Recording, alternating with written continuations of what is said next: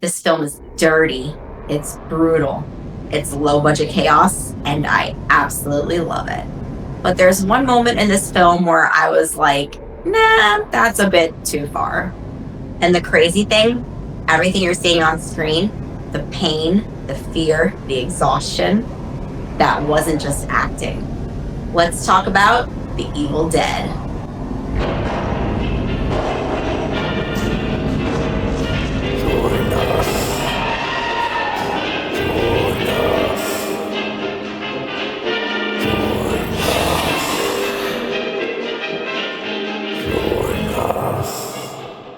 Hello, boys and girls, witches and vampires, goblins and ghouls, and welcome to the nightmare. So the setup is simple, but it works perfectly. 5 friends head out to a remote cabin in the woods for a quiet getaway. No phones, no help, and nothing around for miles. Inside the cabin, they find a tape recorder, and then they make the mistake of playing it. And unknowingly, they release something ancient. A demonic force that doesn't just kill you, it possesses you. And once it's in, it doesn't let go. I love this film. Like, genuinely, it's horror at its most raw. There's no polish, no big Hollywood gloss. It feels aggressive, uncomfortable, almost like it's attacking you. And that's why it works so well. The camera work alone, the fast-moving demon POV flying through the woods. It still feels creepy even now. You feel like something's hunting them. And when things start going wrong, they just don't go wrong. They start spiraling fast. Let's talk about Bruce Campbell as Ash, because you can literally watch him break. At the start, he's just a normal guy. But by the end, he's covered in blood, screaming, laughing, and totally losing his grip on reality. It's not plain or heroic. It's messy, chaotic, and honestly, kind of disturbing. That's what makes it so memorable. You're not watching a hero. You're watching someone surviving by the skin of their teeth. Now, yeah, we need to talk about that moment, the tree assault scene. I'm not going to go into detail, but yeah, I did not like that. It's uncomfortable. It's disturbing. And it's one of those scenes where you're just sitting there thinking, did they really have to go that far? But for me personally, it's the one part of the film that just doesn't sit right.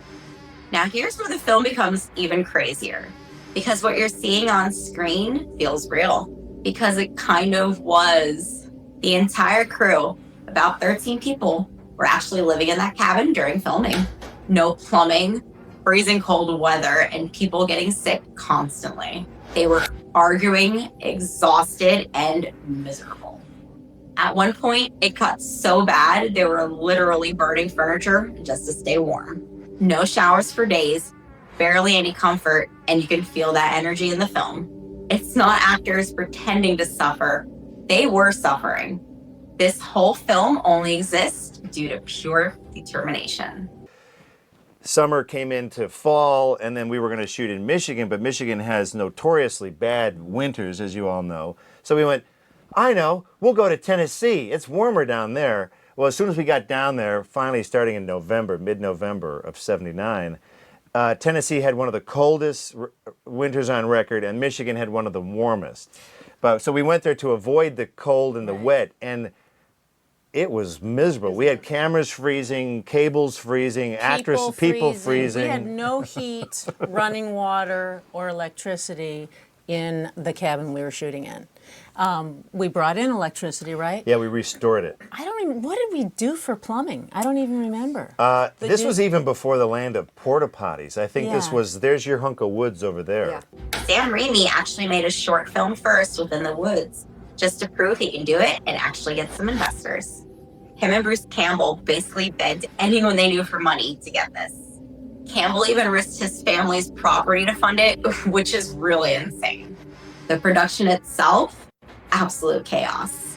They got lost in the woods on day one, and multiple people were injured during filming. One actress even had her eyelashes ripped off while removing a mask. And then it gets even weirder. Half the cast left before filming finished. So later scenes, they used stand-ins they called fake chefs. There was originally a scene where the actors smoked weed, and they did it for real. And due to that, they had to reshoot because they simply couldn't stop laughing. And the special effects, all DIY madness. Fake blood was corn syrup, food coloring, and even some coffee to make it look darker. Sound effects, dead chickens being stabbed to create that flesh sound. The melting corpse scene, marshmallows, oatmeal, and actual bugs. And one of the most iconic things, that crazy camera movement. Raimi couldn't afford proper equipment, so he invented his own style. That shaky cam demon POV became legendary. This film didn't just shock audiences, it caused some outrage. It was banned in multiple places and labeled a video nasty in the UK. On a side note, it was actually banned in the UK until the early 90s. People genuinely thought it went too far. This isn't a perfect film. It's rough, it's uncomfortable, and it crosses many lines. And at times, genuinely hard to watch.